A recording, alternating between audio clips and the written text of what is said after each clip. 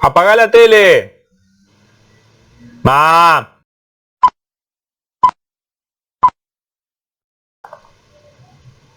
Buenas tardes, buenas noches, buenos días. La verdad que no tengo la más mínima idea de qué hora será cuando me están escuchando, ya que estamos en esta modalidad de video, pero lo que sí les puedo decir es que esta es la clase número 6 del curso de Física 2 y hoy vamos a discutir sobre capacitores y energía electrostática. En esta clase vamos a hacer la definición formal de capacitores y hacia el final vamos a discutir cuestiones relacionadas con el almacenamiento de energía en un campo eléctrico. Bueno, primero la definición de capacitor. ¿Con qué vamos a trabajar? Vamos a trabajar con conductores. Estos conductores tienen que ser dos, así que esto es un sistema de dos conductores. Estos conductores pueden tener formas completamente distintas. Por ejemplo, un conductor puede ser esta bola de papel de aluminio y otro conductor podría ser, por ejemplo, esta placa finita de papel de aluminio. Está pegada en un cartón, pero bueno, lo que cuenta es el conductor. Así que si yo a estos dos conductores les asigno una carga a cada uno y esas cargas son iguales pero de signo opuesto, por ejemplo, digamos que estamos poniendo en este conductor una carga más Q y en este otro conductor una carga menos Q, bueno, decimos que este sistema constituye un capacitor generalizado. ¿Cómo vamos a trabajar en principio? Bueno, con conductores que están aislados de su entorno y en el vacío. Nombres usuales que se les da a los conductores. Bueno, se los llama placa. ¿Por qué? Porque el prototipo usual para el capacitor, ¿qué es? Es el capacitor de placas plano-paralelas con el que venimos trabajando desde hace rato, ¿sí?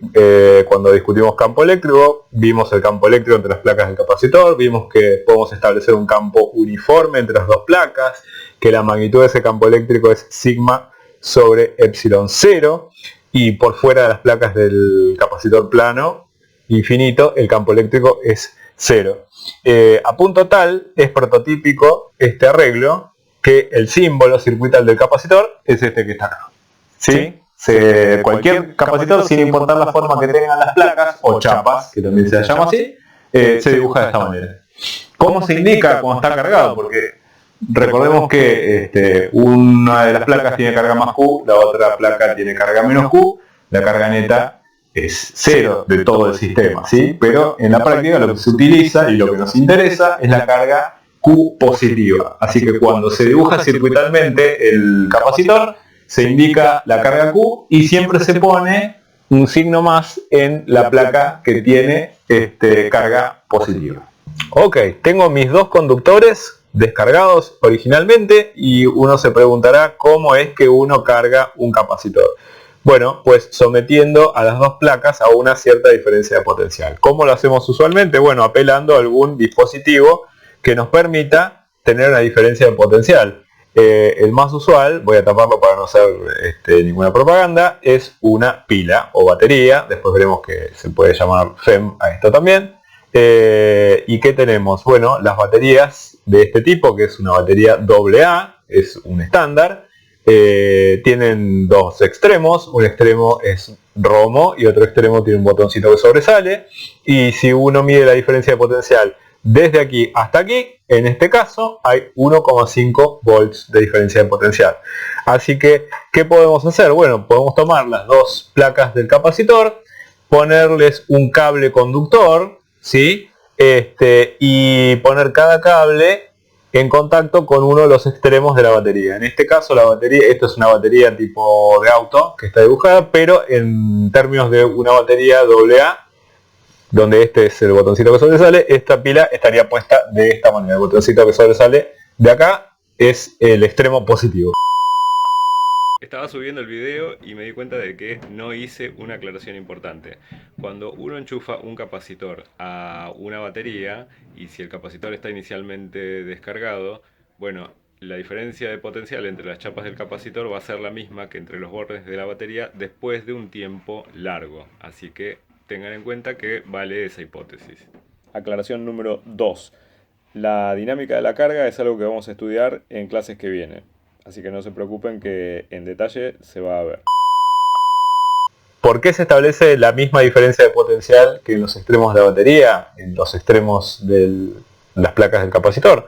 Bueno, por la propiedad de los conductores. Acordémonos que los conductores eran volúmenes equipotenciales, así que al conectar esta placa con este conductor a esta parte, y al conectar esta placa con este conductor a esta parte, la diferencia de potencial que existe entre este punto y este punto es la misma que hay entre este punto y este punto, que es la misma que hay entre este punto y este punto, que es la misma que hay entre este punto y este punto, que es la misma que hay entre esta placa y esta placa.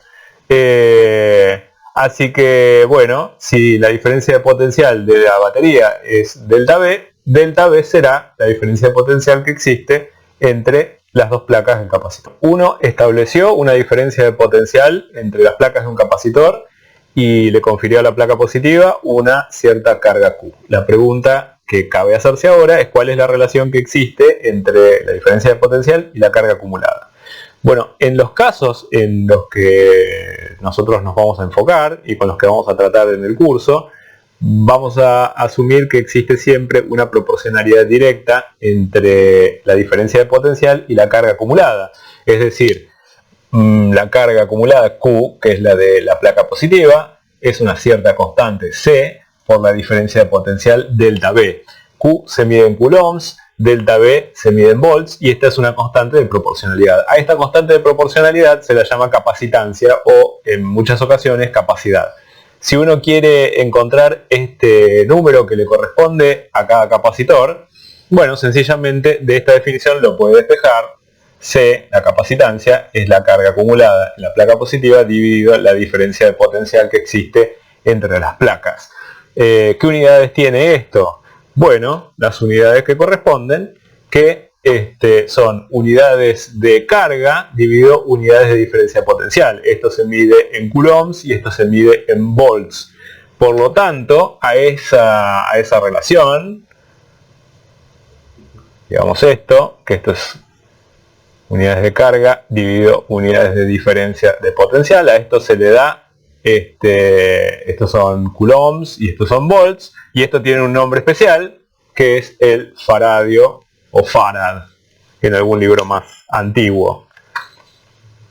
Bueno, ¿qué órdenes de magnitud se suelen utilizar en los capacitores comerciales? En general son usuales los valores del orden de los microfaradios o de los picofaradios. Micro significa 10 a la menos 6, así que un microfaradio son 10 a la menos 6 faradios, y un picofaradio es 10 a la menos 12 faradios. Si la capacitancia es un número que es característico de cada capacitor, y los capacitores tienen muchas geometrías distintas posibles, vamos a ver varias en un ratito. Bueno, ¿cómo se calcula entonces el valor de la capacitancia? La receta que les podemos recomendar es la siguiente, para poder darle uso a esta definición. Bueno, primero asumamos que existe efectivamente una carga más Q acumulada en la placa positiva. Después necesitamos conocimiento del campo eléctrico entre las dos placas. Eso lo podemos encontrar, por ejemplo, con la ley de Gauss.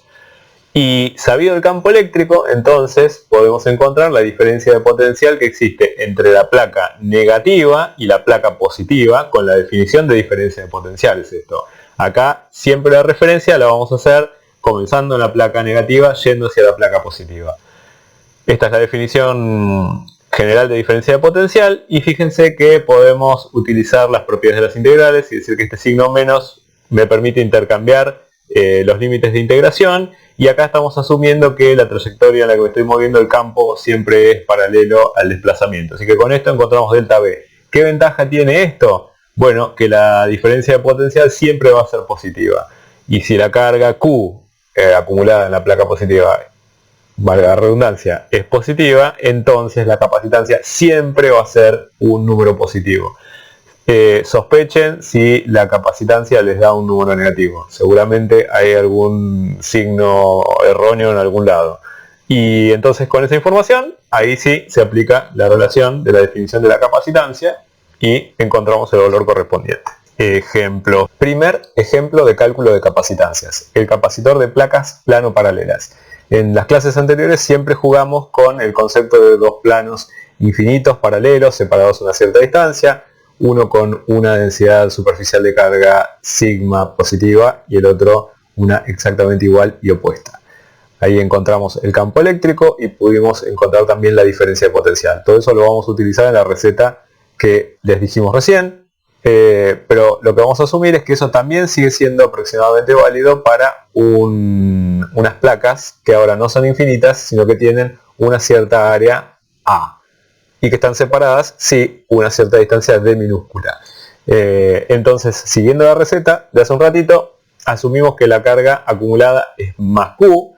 Ya sabemos cómo es el campo eléctrico entre las placas. Ese campo es sigma sobre epsilon 0, pero ahora sigma lo podemos reemplazar como Q sobre A, así que esta es la expresión del campo eléctrico, Q sobre A por epsilon 0, y la diferencia de potencial era la magnitud del campo por la distancia entre las placas, búsquenlo en la clase anterior, en este caso va a ser Q por D sobre A por epsilon 0. Yendo a la definición de capacitancia, Q sobre delta B, ahora podemos despejar específicamente la capacitancia para el caso del capacitor de placas plano-paralelas, que en este caso es epsilon 0 A sobre D.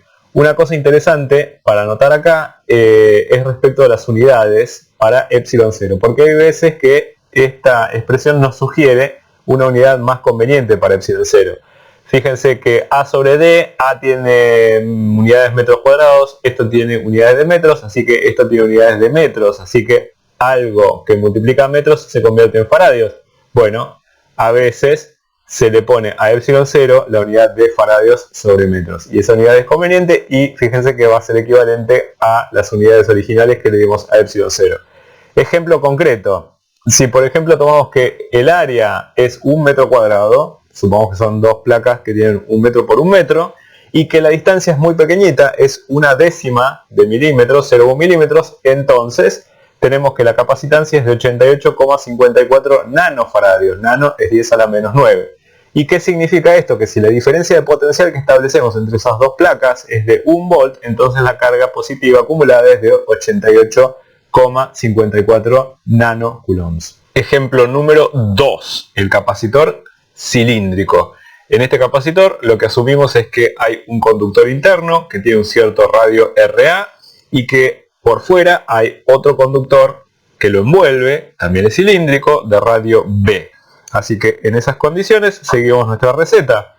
Primero, asumimos que hay una carga Q. ¿Dónde vamos a asumir la carga Q positiva? En el conductor del centro.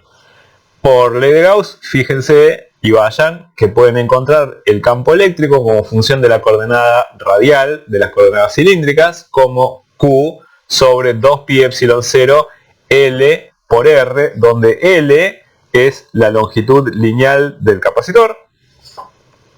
La diferencia de potencial, sabido este campo, la van a poder encontrar de esta manera, como Q sobre 2pi epsilon 0 L por el logaritmo natural de B sobre A. Les recuerdo que B es el radio del conductor externo y A es el radio del conductor interno. De la definición de capacitancia entonces podemos despejar la capacitancia, que en este caso, para esta geometría, es 2pi epsilon 0 L sobre el logaritmo natural de B sobre A. En concreto, si asumimos que este conductor interno tiene un radio de medio milímetro y el conductor externo tiene un radio de 3,5 centímetros y la longitud de todo el capacitor es de 15 centímetros, bueno, entonces encontramos que la capacitancia es de 1,96 picofaradios. Recuerden que pico es 10 a la menos 12. Si la diferencia de potencial que existe entre el conductor de afuera y el conductor de adentro es de 1 volt, eso significa entonces que la carga acumulada en el conductor de adentro es de 1,96 picocoulomb. Ejemplo número 3, el capacitor esférico. En este caso consideramos que las dos placas son dos superficies esféricas. La primera es una esfera de radio A y la externa es una superficie esférica de radio B. Los dos son conductores. La carga más Q se establece en la esfera de adentro y por ley de Gauss ya vimos que el campo eléctrico de estas dos superficies es Q sobre 4pi epsilon 0 R cuadrado en la dirección de R versor, ¿sí? Estamos asumiendo que la carga positiva está ahí adentro, por lo tanto las líneas de campo eléctrico son radiales hacia afuera. La diferencia de potencial que se establece entre esta placa, que es la negativa, y la placa positiva es delta B. Está mal en este ejemplo y en el anterior, mis disculpas, el show debe continuar. Bueno, la diferencia de potencial es Q sobre 4pi epsilon 0 B menos A sobre AB. Por lo tanto, podemos ir a la relación de la definición de la capacitancia y entonces encontrar para esta geometría en particular que la capacitancia es 4πε0 por AB sobre B menos A. Ejemplo concreto, si por ejemplo la esfera interna es de 30 centímetros, ¿sí?, de radio, es decir, unos 60 centímetros de diámetro, y la superficie externa es de 60 centímetros de radio, es decir, 1,20 m de diámetro, bueno, entonces la capacitancia es de 66,75 aproximadamente picofaradios. Si la diferencia de potencial que se establece entre la placa negativa y la placa positiva es de 1 volt, eso significa que aquí adentro hay una carga Q que es de 66,75 aproximadamente picocoulombs. Una cosa muy interesante que surge del resultado anterior es que una esfera completamente aislada tiene una capacitancia asociada. ¿Y cómo la podemos encontrar? Bueno, tomando el límite del radio exterior al infinito. En ese caso, la capacitancia es 4πε0A, donde A es el radio del conductor, que podría ser, por ejemplo, el Van der Graaf que estuvimos viendo en clases anteriores. Ejemplo concreto, si por ejemplo el radio de esta esfera es de 30 centímetros, es decir, un diámetro de 60 centímetros, bueno, entonces la capacitancia asociada es aproximadamente 33,38 picofaradios. Y si la diferencia de potencial respecto de la otra superficie, la externa, es de 1 volt, y la pregunta es, ¿dónde está la otra superficie externa? Bueno, la otra superficie externa está en el infinito. Que es lo mismo que decir respecto a tierra. En ese caso, bueno, la carga que se acumula es de 33,38 aproximadamente picocoulombs. Les dejo para revisar el camino inverso. Es decir, bueno, supongamos que la capacitancia es de 1 faradio, para que vean la magnitud de las cuestiones de capacitancia. Bueno, despejar el radio, en ese caso para una capacitancia de la esfera aislada de 1 faradio, les da 9 por 10 a la 9 metros. Que eso comparado con el radio del Sol, el cuerpo más grande de nuestro sistema solar, bueno, es que es 12,94 veces el radio del Sol. En los circuitos eléctricos con los que vamos a trabajar en el curso, en general vamos a tener distintas combinaciones de capacitores. Así que ya vimos cuál es el símbolo que representa a los capacitores, sea cual sea la geometría que tengan, y vamos a introducir otros más que están acá. Vamos a ver el símbolo de la batería. La batería se representa con una raya corta seguida de una raya larga. La raya larga significa el borne positivo. En la pila está estándar, el positivo es donde está la protuberancia, el otro lado es el negativo. Y también están las llaves. Las llaves se ponen sobre un alambre conductor y significan interrupciones o continuidades. Así que las llaves tienen dos posibilidades. Podemos tener en general varios capacitores conectados con conductores y luego conectarlos a un circuito, y en general nos vamos a hacer siempre la pregunta, bueno, toda esta combinación, ¿podemos reemplazarla por algún capacitor que tenga exactamente el mismo comportamiento del circuito? Bueno, para eso vamos a ver las dos combinaciones más básicas de capacitores, que son la combinación en paralelo y en serie. Y acá las vamos a esquematizar. Por ejemplo, acá de izquierda a derecha vamos abstrayéndonos cada vez más. Esto sería un diagrama como para hacer el experimento concretamente. Tenemos dos capacitores de placas plano paralelas que están conectados entre sí. Esta placa con esta placa vía este conductor, y a su vez están conectados en este caso al borne negativo de una batería, y del otro lado tenemos esta placa conectada con este conductor de esta placa que a su vez está conectada al borne positivo de la batería. A esto se lo conoce como conexión en paralelo. Esquemáticamente es de esta manera. Acá estamos utilizando el símbolo de los capacitores. Este es el símbolo de las baterías. Fíjense que de este lado está el borne positivo, así que esquemáticamente la raya más larga se pone de este lado. Decimos que la batería tiene una diferencia de potencial entre bornes delta B, y que cada uno de los capacitores tienen sus capacitancias. En este caso es C1 y C2. Entonces yo me voy a hacer la pregunta siguiente. Bueno, este arreglo de capacitores que conectados a esta batería se dice que están en paralelo. Bueno, ¿por qué capacitor, de qué capacidad se puede reemplazar de manera tal que tenga exactamente el mismo comportamiento en el circuito? Y para poder dar una respuesta a cuánto es esa capacidad equivalente que ya está adelantada ahí, vamos a tener que considerar alguna cuestión de conductores. Bueno, fíjense que este capacitor, el capacitor de capacitancia C1, va a tener una cierta diferencia de potencial entre sus placas. El otro capacitor tiene cierta diferencia de potencial entre sus placas. Pero ¿qué pasa? Están conectados por un conductor y los conductores son volúmenes equipotenciales. Así que el potencial de esta placa es lo mismo que el de esta placa, que está conectado a este borne de la batería, y lo mismo del otro lado. Por lo tanto, la diferencia de potencial delta V1 para el capacitor 1 es exactamente la misma diferencia de potencial que para el capacitor 2. ¿Y a qué equivale esta diferencia de potencial? Pues a la diferencia de potencial que hay entre los bornes de la batería. Así que eso es delta V.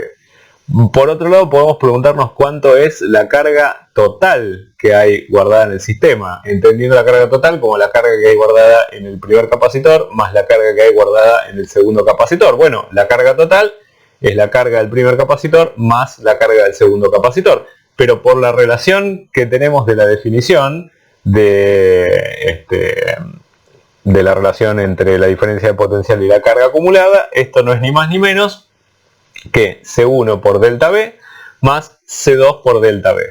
De acá podemos sacar factor común delta V y nos queda delante C1 más C2, donde ahora identifico esta cantidad C1 más C2 como la capacitancia equivalente del arreglo en paralelo. Así que en general esto está hecho para dos capacitores en paralelo, pero yo podría poner muchos más capacitores en paralelo a esto. Y entonces en general, si yo tengo n capacitores que están todos puestos en paralelo, entonces la capacitancia o capacidad equivalente es sencillamente la suma de las capacitancias individuales. El otro arreglo que vamos a ver de capacitores es el que se conoce como arreglo en serie. ¿Por qué se lo llama en serie? Bueno, porque cada capacitor viene después del otro conectados a, en este caso, una batería. Entonces de vuelta tenemos el diagrama un poco más realista. La batería, este es su borne positivo, este es su borne negativo, la diferencia de potencial que existe entre aquí y aquí es delta V, y entonces tenemos un capacitor de capacitancia C1, otro capacitor de capacitancia C2, están en serie. De este lado, por ejemplo, se acumula una carga más Q, de este lado una carga menos Q, pero fíjense que esto constituye el mismo conductor, o sea que si se acumula una carga menos Q acá, por lo tanto acá hay una carga más Q. Y del otro lado entonces hay una carga menos Q. Así que tenemos este juego alternado. Y la pregunta que nos tenemos que hacer es la siguiente. Bueno, estos capacitores que están en serie, ¿a qué capacitancia equivalente equivalen? Valga la redundancia. La diferencia de potencial que hay entre las placas de este capacitor es delta V1. La diferencia de potencial que hay entre las placas de este otro capacitor es delta V2. Entonces ahora veamos cómo responder. ¿Cómo hallar la capacitancia equivalente? Bueno, lo que tenemos que notar es de vuelta la propiedad de los conductores, ¿sí? Veamos, por ejemplo, la diferencia de potencial que hay entre esta placa y esta placa es delta V2, la diferencia de potencial que hay entre acá y acá es delta V1, pero la diferencia de potencial que existe entre acá y acá, veamos que estamos con un conductor conectados a la batería, así que si yo sigo, bueno, esa diferencia de potencial es delta V. Así que entonces lo que nos resta decir es que delta V1 más delta V2 suma tanto como delta V que aporta la batería. Y ahora ir a la definición de la relación entre delta V y Q, despejando en este caso delta V se despeja como Q sobre C. Y bueno, para el primer caso es Q sobre C1 más Q sobre C2, que esto es igual a Q sobre lo que vamos a identificar como la capacitancia equivalente. Entonces, en este caso, diremos que podemos sacar de este lado factor común Q, y 1 sobre C1 más 1 sobre C2 es igual a Q sobre la capacitancia equivalente. De manera tal que si yo tengo, ahora generalizando para n capacitores en serie, bueno, La inversa de la capacitancia equivalente no es ni más ni menos que la suma de las inversas de las capacitancias individuales. Ojo con esto, porque cuando se pide cuánto es la capacitancia equivalente de un arreglo en serie, bueno, primero harán esta cuenta, pero después no se olviden que el resultado es la inversa de lo que están buscando, así que no se olviden de invertir al final de todo. Todo lo que trabajamos hasta ahora presupone que el espacio entre las placas del capacitor está completamente vacío, pero puede llegar a ser el caso que querramos llenar ese espacio con algún material no conductor, como por ejemplo podría ser agua, madera, papel, lo que sea.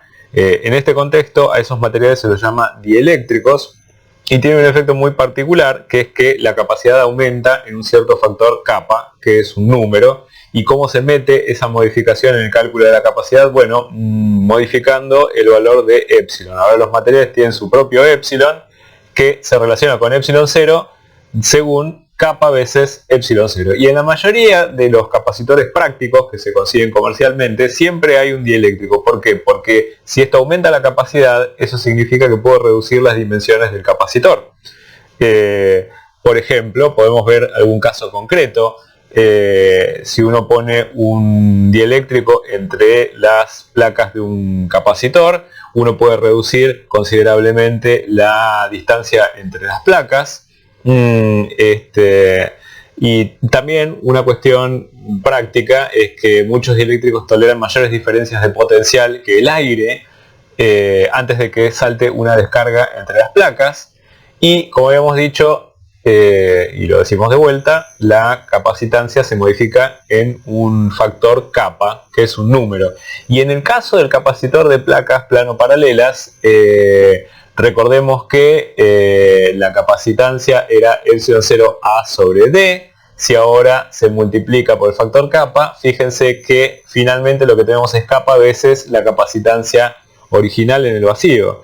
Y bueno, un ejemplo podría ser el capacitor de placas plano-paralelas, originalmente al vacío, o aire que tiene propiedades relativamente similares.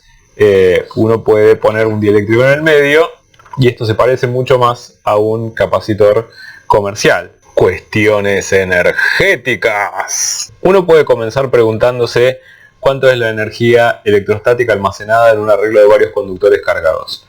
Bueno, para responder eso primero tenemos que remitirnos a la energía potencial electrostática en la clase donde vimos potencial y acordarnos de cuánta energía se necesita para armar una cierta configuración de cargas.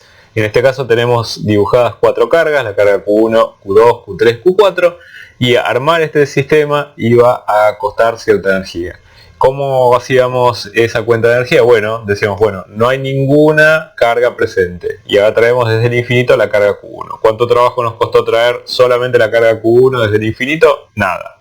Dejamos fija la carga Q1 en su lugar y ahora traemos la carga Q2 haciendo un trabajo contra el campo de la carga Q1. Ese trabajo es 1 sobre 4 pi epsilon 0, Q1, Q2 dividido R12, donde R12 es la distancia final a la que quedan la carga Q1 y Q2. Y ahora Q2 se fija. Luego traemos la carga Q3 y la carga Q3 la traemos desde el infinito y la dejamos a una distancia R13 entre la carga 1 y la carga 3 y la distancia R23 entre la carga 2 y la carga 3.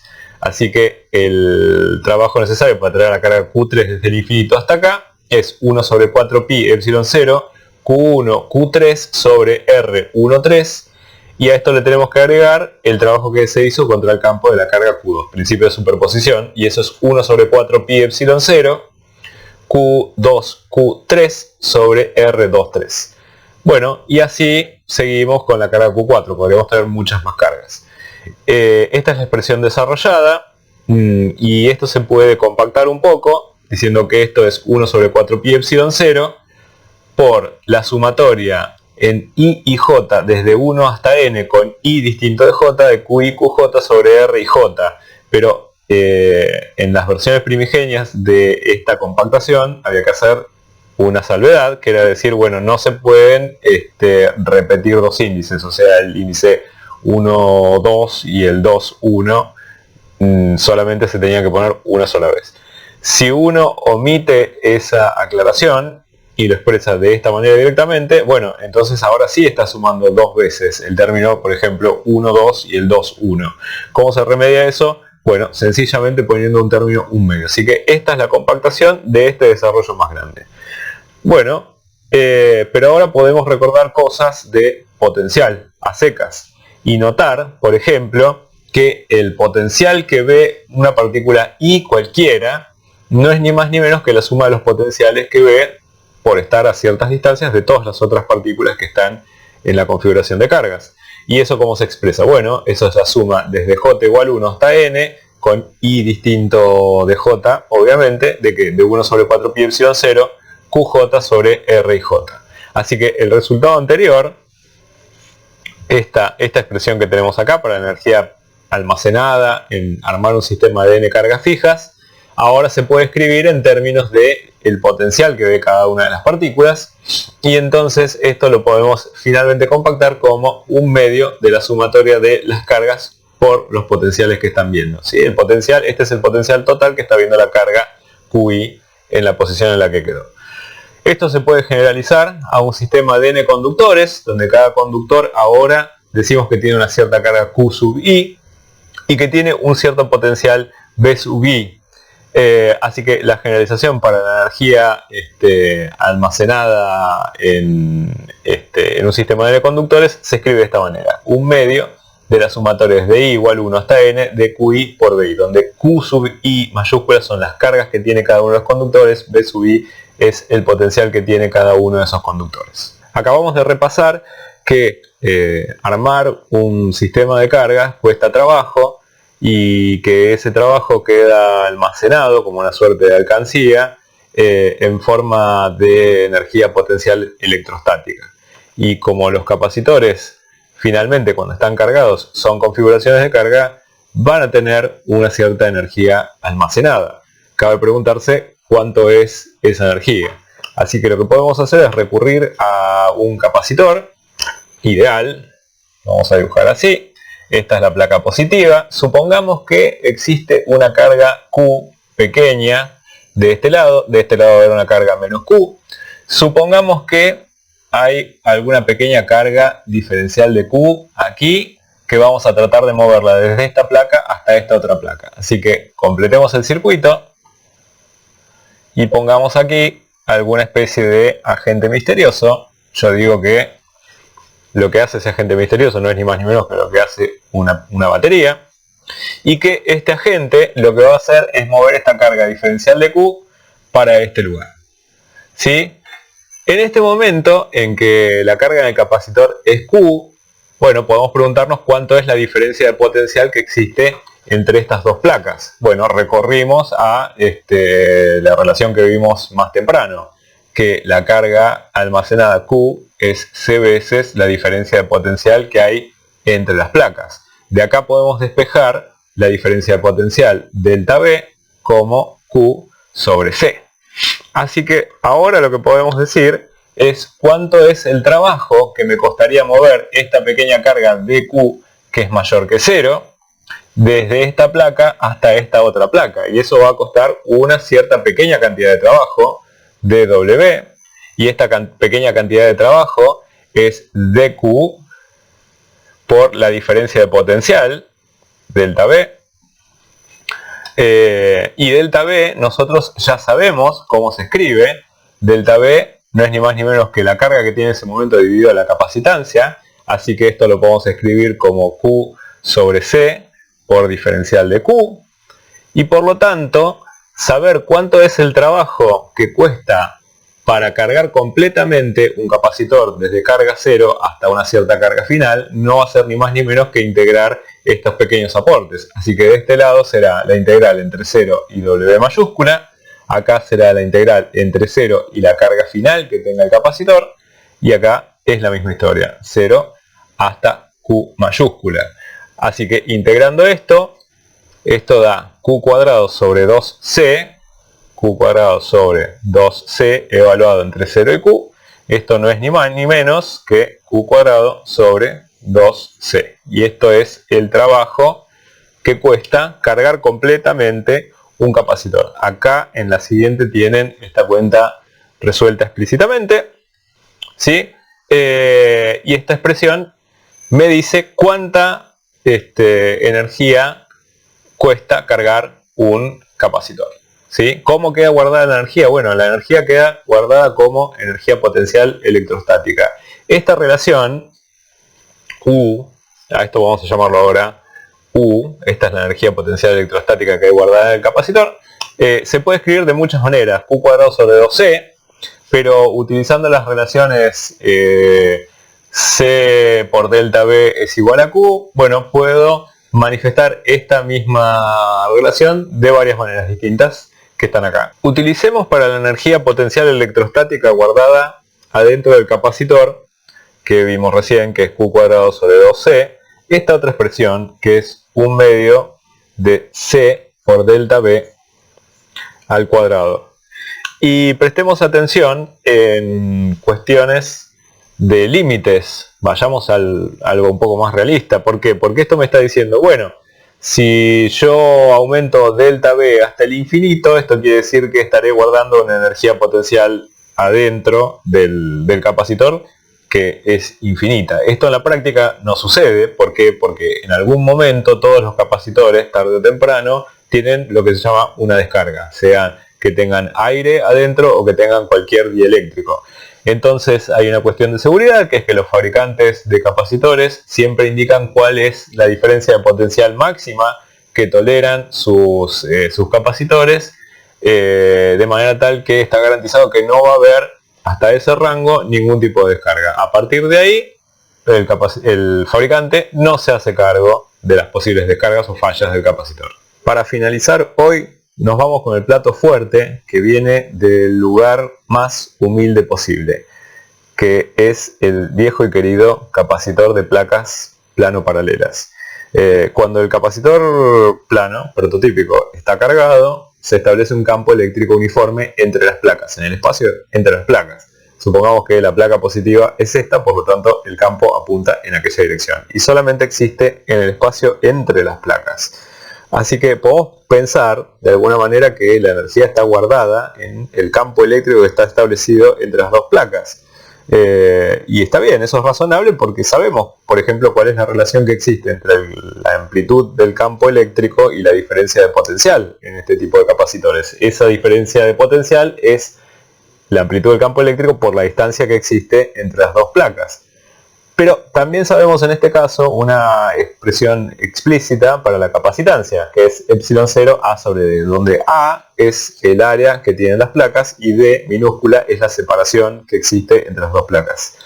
Y si ponemos esta información, estos datos chiquititos que conocemos en la relación para la energía potencial electrostática almacenada en el capacitor, que es 1/2 C delta B cuadrado, bueno, llegamos a este resultado, donde vemos que da 1/2 de epsilon 0 A por D por E cuadrado. Donde A por D, fíjense que es el área de las placas por la distancia que las separa, y esto no es ni más ni menos que el volumen que está entre las placas. Así que podemos hacer el siguiente salto, que es fantástico, pasando este volumen entre las placas, dividiendo la energía potencial electrostática almacenada. U sobre el volumen, y esto no es ni más ni menos que una densidad, pero es una densidad de ¿qué cosa? Una densidad de energía. A esto se lo llama U sub E, con la letra U minúscula, densidad de energía eléctrica. Y sencillamente en este caso nos da 1/2 de epsilon 0 E cuadrado. Y esto es un resultado muy interesante, porque me está diciendo que en cada milímetro cúbico del espacio entre las dos placas existe una cantidad de energía potencial almacenada. O dicho de otra manera, la energía está almacenada en el espacio. Y ahora podemos hacer el salto conceptual más interesante, porque acabamos de relacionar la amplitud del campo eléctrico con una densidad de energía eléctrica, energía por unidad de volumen en el espacio, para el caso particular del capacitor de placas plano paralelas. Pero en realidad este resultado se puede generalizar y podemos prescindir completamente de las placas donde teníamos un campo eléctrico, pero olvidémonos de las placas y ahora imaginémonos que estamos en un punto cualquiera del espacio donde hay establecido un campo eléctrico.